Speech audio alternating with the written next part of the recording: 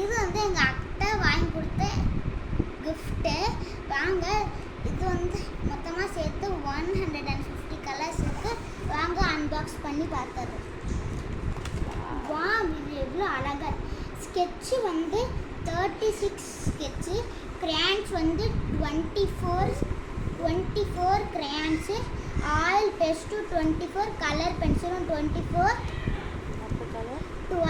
12 water colour. இது வந்து ஒரு ஷார்ப்னர் இருக்கு, ஒரு ஸ்டாப்லெட் இருக்கு, ஒரு கம் இருக்கு, ஒரு எரேசர் இருக்கு, ஒரு ஸ்கேல் இருக்கு, ஒரு பென்சில் இருக்கு, ஒரு பின் இருக்கு.